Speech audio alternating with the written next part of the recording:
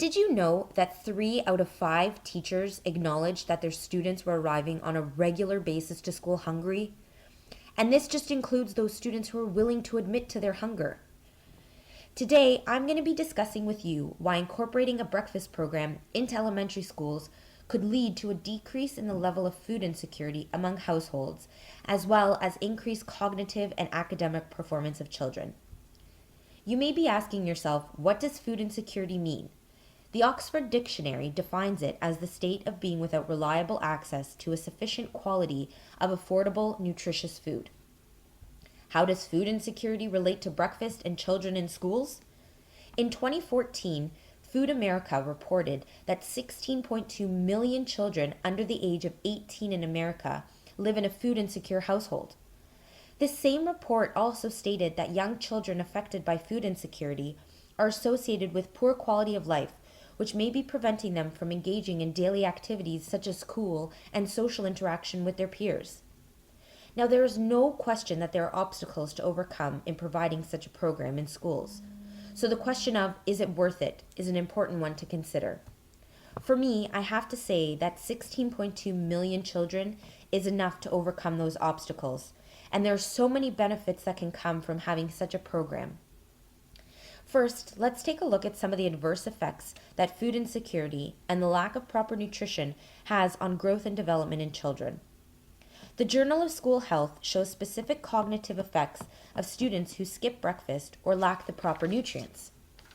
These include lacking in alertness, attention, memory, processing of complex visual displays, problem solving, and math. All of these things are necessary for a day in school. Can these issues really be solved or reduced by eating breakfast? Well, there are various reports that indicated effects directly linked to nutrient deficiencies and a lack of a balanced diet. Physical and mental health concerns, emotional and behavioral problems, learning deficiencies, repeating of grades, and lower grades in arithmetic, just to name a few. This proves the correlation between a child's nutritional intake and their development and cognitive functions. Further reinforcing this correlation is the Journal of Public Economics, which states deficiencies in various vitamins and minerals that can result in a decreased level of concentration and cognitive function. For example, foods such as eggs contain chlorine and lecithin, which can improve memory function. And high-fiber foods allow for sustained blood glucose, which can result in a boost in cognition. Put these things together and you have breakfast for a student that can help them maintain their concentration in school. All these details show just how breakfast can positively affect children. Now, you may be questioning and wondering, how do we pay for such a program? Well, let's look at this current successful program being used in the U.S. that is funded by the federal government and administered in schools. This is a tiered program, and there are pros and cons that come with such a system. We don't want to be dividing a classroom, as this would not be conducive to a positive environment for students. We also don't want kids to feel ashamed or feel as though there's a stigma against them for needing a free meal or a reduced cost meal. One way we can ensure that this division does not occur could be to have the payment process remain private. Parents could go to the principal or student on a weekly, daily, or monthly basis, whatever works best for their current situation, without actually drawing attention to their children. Now that we have seen some of the facts, let's look at some positive outcomes from students participating in such programs. 17.5% higher on standardized math tests, kids attending a day and a half more of school per year.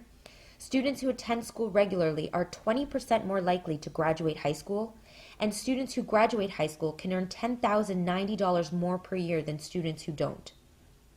These numbers make sense.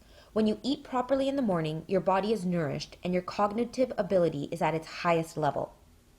The negative effects from not eating breakfast make it a challenge for teachers to find effective ways to teach their students when their students are having a difficult time concentrating and paying attention throughout the day. The benefits of having a breakfast program will lead to the children developing the habit of eating in the morning, which they'll take with them for the rest of their lives.